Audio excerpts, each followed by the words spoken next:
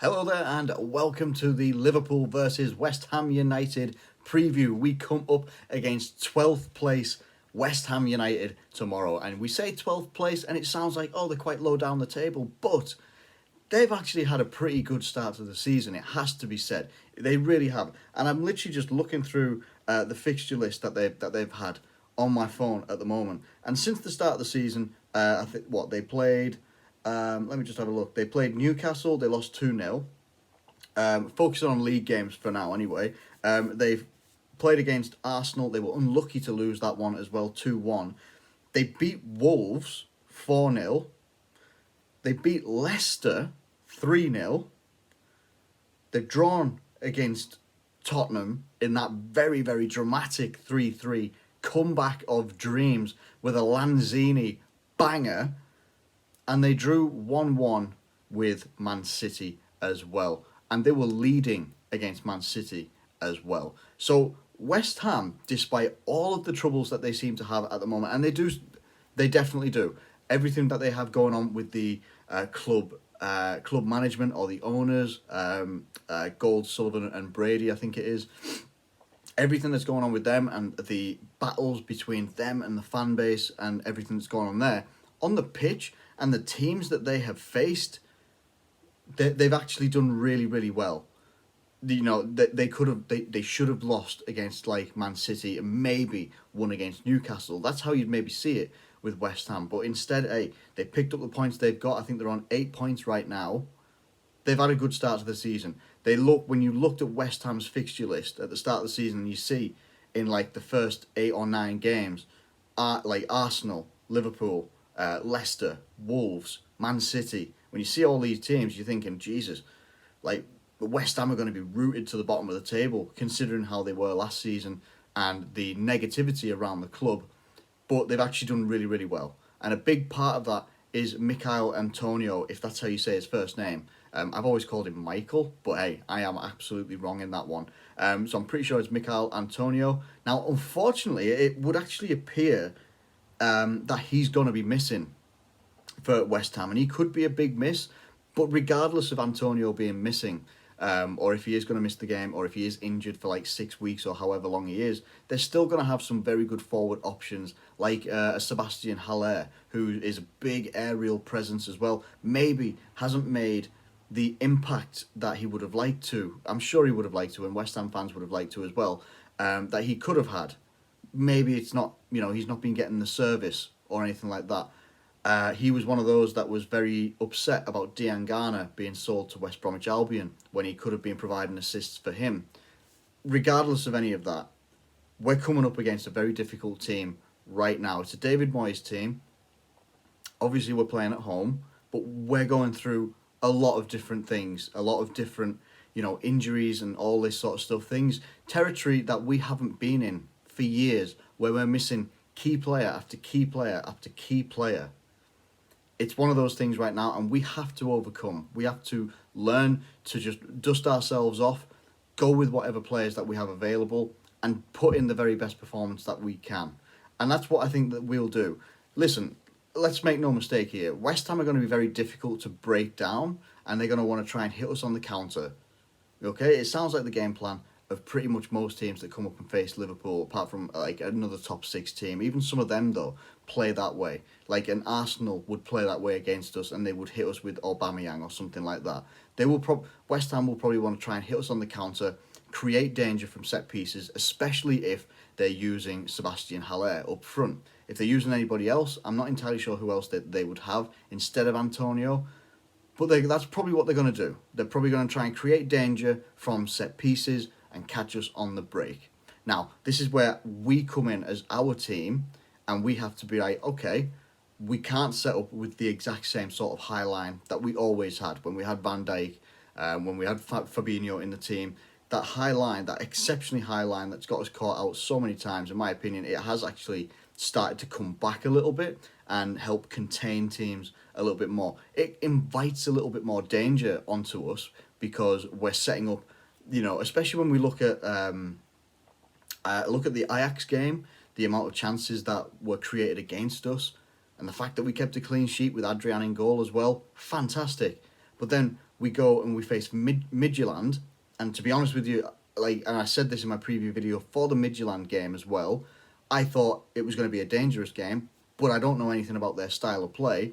Turns out they're very physical, they were quite quick, they had good passing moves, and they were very, very dangerous, and we kept a clean sheet there as well. I don't know how, but we did.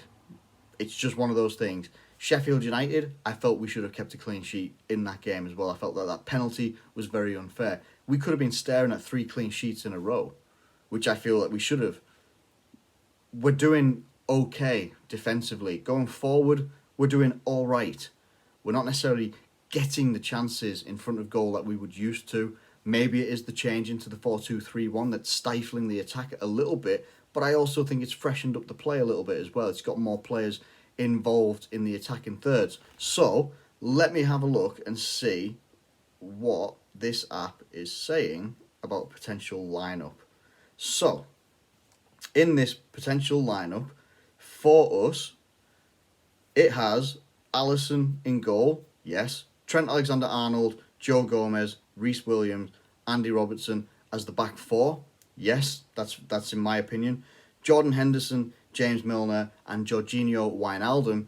Yes, but if Thiago's available, I want Thiago in there somewhere. So what I would have then would be Henderson, Thiago, and Gini Wijnaldum. If Thiago isn't available, then I'm quite happy to go with Milner, but I would also like to think maybe Naby Keita is on his way back as well, just to give us some creativity in the midfield as well, someone that's going to drive that ball forward with a bit of pace. Like, I'm not saying, obviously Milner has, he's getting older, he hasn't necessarily got the pace to drive the ball forward as hard as he works, or we could use a Curtis Jones in a different sort of role. The other option in this one would be having Henderson and Gini Wijnaldum as your holding midfielders if we're playing a 4-2-3-1.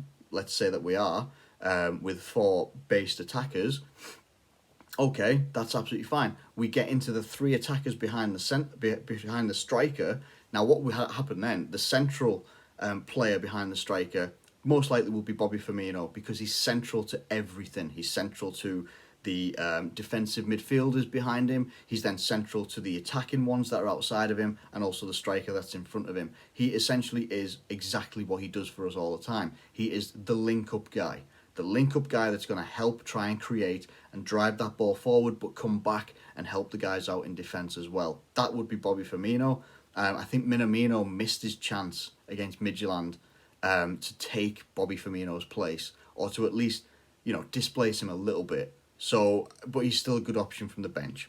Then we get on to the wing sides. Now, this is where you would then look at, okay, Bobby Firmino's playing in the middle. Then most likely what we've been going with lately, or in the 4-2-3-1, is Mohamed Salah up front. And he could cause absolute nightmares for a defence of, that could be Cresswell, Ogbonna, Balbuena. These guys aren't necessarily known for their pace. Masuaku, yes. Kufal, I don't know who that is. I'll be totally honest with you. But hey, we'll see what we come up against tomorrow anyway. But with Mo Salah being the central striker, could absolutely cause havoc. He was very, very electric when he came on against Midtjylland.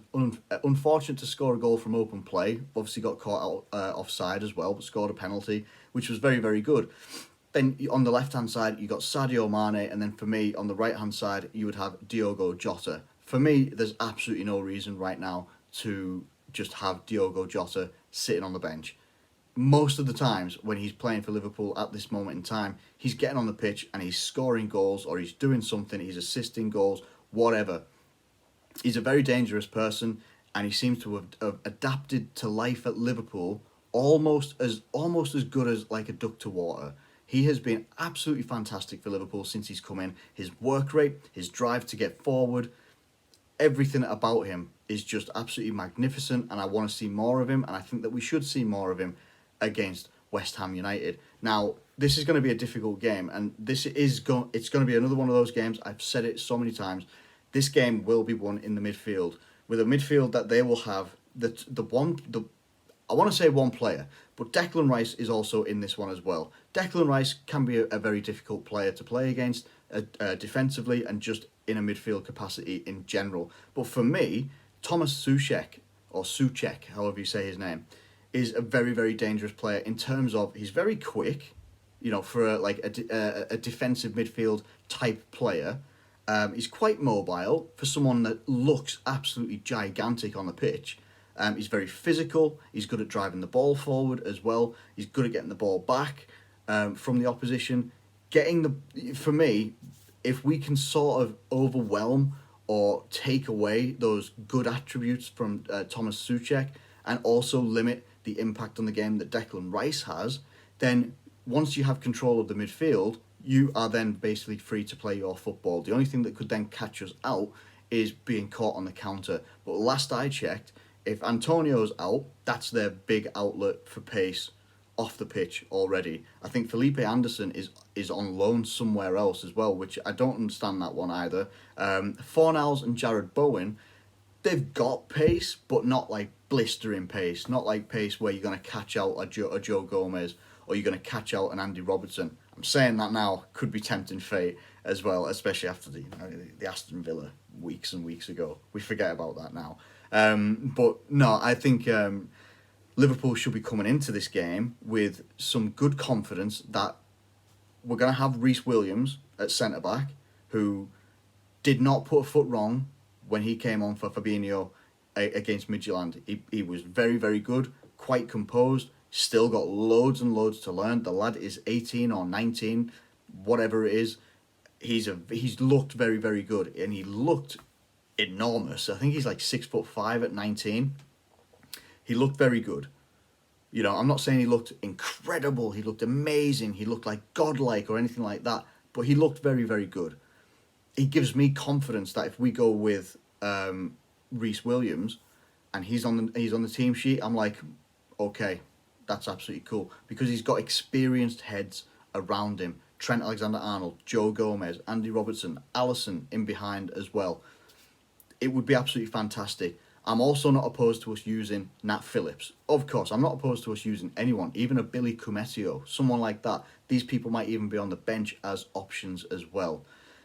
But it fills me with confidence that I think that we've got these options. All right, people can turn around and say, we don't have Van Dijk. We know that. We're not going to have him pretty much for the rest of the season. So now we get to use these young youth guys, get them a chance in the Premier League, get them a chance in the Champions League and all this sort of business. And they get developing and learning in a very, very quick environment like the Premier League, and a very physical, tough, tactical environment like the Premier League against all these different types of teams and the problems that they will pose. That's why I'm a big fan of it. Let's have faith in the youth like we did with Trent Alexander-Arnold.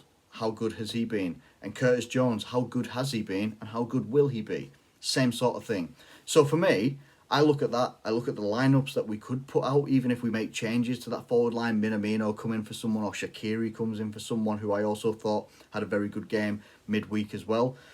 And I think that Liverpool can come into this game, should obviously be looking for the win. I would love us to keep a clean sheet. I'm not entirely sure whether we will or not. I'm going to go with what I'm feeling in here. I'm going to go for a 2-1 Liverpool victory. I think it's going to be a tight game. I think it's going to be a game where we control the possession.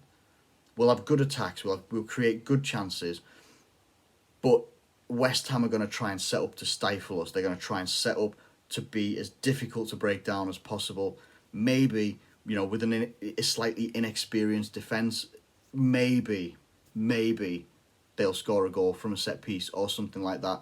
I'm not saying that they can't create from open play either. That would be disrespectful to say that. Considering the results that they've got, like against Tottenham, Leicester, Wolves, the ones they got against Man City as well, you can't write West Ham off, even with just Antonio being the guy that's missing. These are going to be difficult to come up against, and we've really got to be on top of our A-game. Absolutely bring that A-game to the table, present it, hopefully serve it, and hopefully we can walk away with a 2-1 victory. But hey, we've seen it before. If we don't turn up properly, we can end up getting beat ourselves.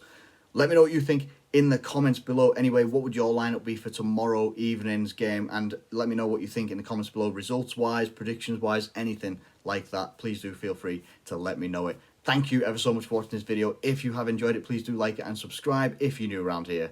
Thank you once again. Take care, and I'll catch you later.